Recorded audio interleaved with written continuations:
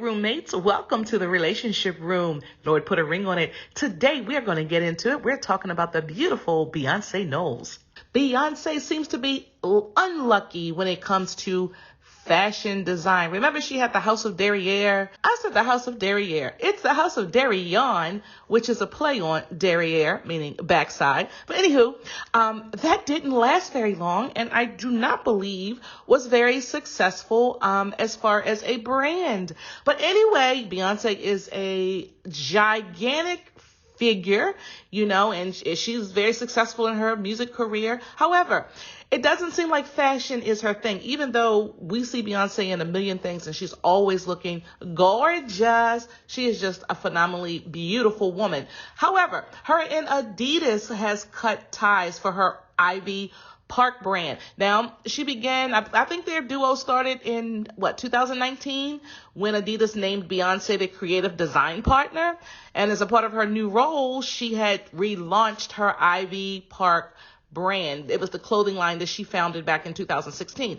However, once she relaunched this brand, you guys, listen, I don't know if you guys looked at Ivy Park. I have a piece from them. One piece of the Ivy Park. I'm glad I got it, but I do not believe it was for the culture. I honestly don't. What I mean by that, I think it was for the culture. I think, it was culture friendly. It was hip. It was phenomenal. However, the price tag, if she wanted us to buy that stuff, I don't know. She wasn't shopping that to the average Joe. And I do believe those who, had that kind of money, they were not really buying Ivy Park. And if she was trying to relate again to us, the average consumer, the culture that actually buys Adidas, and would want to support Beyonce, we cannot be paying $300 and $400 for a t-shirt, or $500 and $600, $700, $800 for a tracksuit. So it just wasn't up our alley. I think some of her pieces were beautiful, but I just think they were overpriced. So when she relaunched that Ivy Park brand, I just think it was just too much for us. So Adidas, so-called, has lost a lot of money in this deal. They've lost millions of dollars, but they have cut the partnership with Ivy Park, with Beyonce's brand, and they are moving on. Now, this is the second high-profile deal that Adidas has gotten out of. Of course, you guys know that them and Kanye West with his Yeezy brand has went their separate ways. But, I really thought Adidas with Beyonce would be big, but no, it was a flop. They lost money, and reportedly they have been paying Beyonce $20 million a year, y'all. $20 million a year for her creative, her creative design partnership with the brand. So anyway, that relationship has gone kaput. However, don't feel bad for Miss Knowles, because we guys know that Miss Beyonce, she is going to make her coin. But now she is with another brand, and the brand is called Balmain. So Balmain's creative director, Olivier Rousteing, has teamed up with the beautiful Beyonce, and Beyonce has been a very good friend to him for a very long time. Actually, he calls Beyonce his muse. She's been working with Balmain a long time. He designs a lot of her on-stage costumes. So as you can see, there's a lot of her costumes here that's designed by the designer Balmain. So now she has partnered with him. This is going to be a very interesting collaboration. So they work closely together for a long time.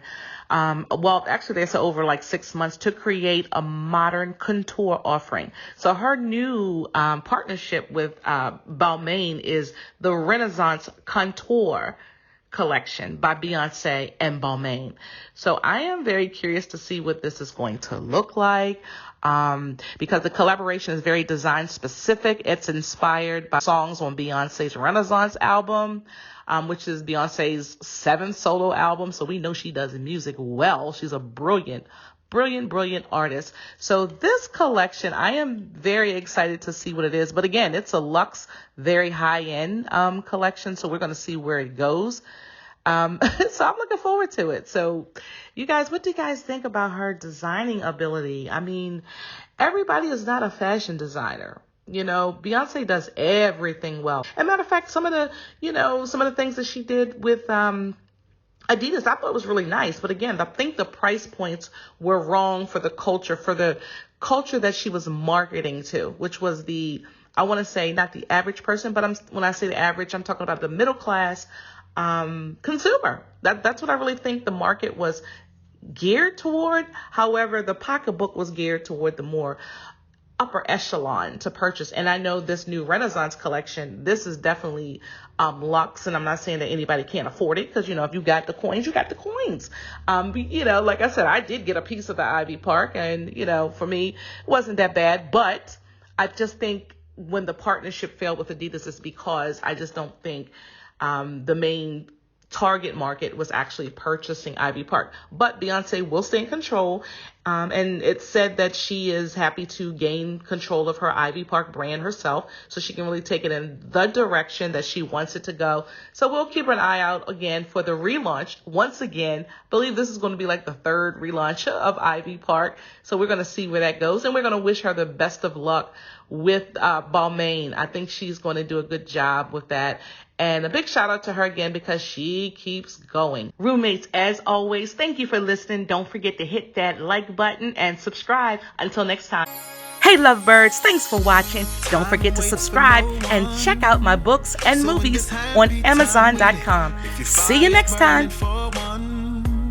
Then give them all that you can get. Even if they pass you by, still give it one more try. That much more.